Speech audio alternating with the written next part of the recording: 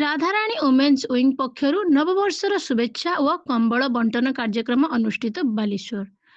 ବାଲେଶ୍ୱରର ଅଗ୍ରଣୀ ସାମାଜିକ ମହିଳା ସଂଗଠନ ରାଧାରାଣୀ ଓମେନ୍ସ ୱିଙ୍ଗ ପକ୍ଷରୁ ନବବର୍ଷ ଉପଲକ୍ଷେ ବିଭିନ୍ନ କାର୍ଯ୍ୟକ୍ରମ ହାତକୁ ନେଇ ଅଗ୍ରସର ହେବାକୁ ଲାଗିଛି। ସମାଜର ଅବହେଳିତ ନିଷ୍ପେଷିତ ଗୁରୁବାଗୁରୁମାଙ୍କ ଠାରୁ ଆରମ୍ଭ କରି ବୃକ୍ଷରୋପଣ, ରକ୍ତଦାନ ଶିବିର, ଖାଦ୍ୟ ବଣ୍ଟନ, ଶୀତ ବସ୍ତ୍ର ବଣ୍ଟନ ଭଳି ବିଭିନ୍ନ ପ୍ରକାର ମହତ କାର୍ଯ୍ୟକ୍ରମ ହାତକୁ ନେଉଛି।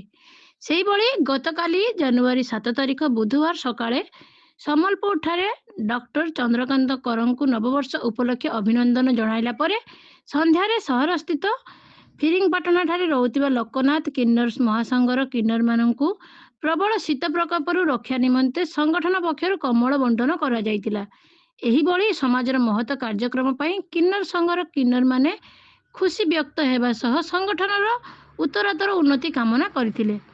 ଏହି କାର୍ଯ୍ୟକ୍ରମରେ ରାଧାରାଣୀ ଓମେନ୍ସ ୱିଙ୍ଗର ପ୍ରାଣ ପ୍ରତିଷ୍ଠାତା ତଥା ଉପଦେଷ୍ଟା ଶ୍ରୀଯୁକ୍ତ ଗଣେଶ ପଣ୍ଡା, ସଭାପତି ଶ୍ରୀମତୀ ରାଜଶ୍ରୀ ମିଶ୍ର, ଝୁନାରାଣୀ ବାରିକ, ସୋନାଲି ପଣ୍ଡା, ରମିତା ବାରିକ, ଜଲିରାଣୀ ବାରିକ, ଚିନ୍ମୟ ସୋତ, ତିଳୋତ୍ତମା ଦାସ, ସୁଚିସ୍ମିତା ପାଲ, ଅର୍ପିତା ବାନାର୍ଜୀ, ସସ୍ମିତା ନାୟକ, ଲିଳିମା ଦାସ, ରଞ୍ଜନ କୁମାର ବାରିକ, ସାମ୍ବାଦିକ ଜୀବନ ବାରିକ ପ୍ରମୁଖ କମ୍ବଳ ବଣ୍ଟନ କାର୍ଯ୍ୟକ୍ରମରେ ସାମିଲ ହୋଇଥିଲେ।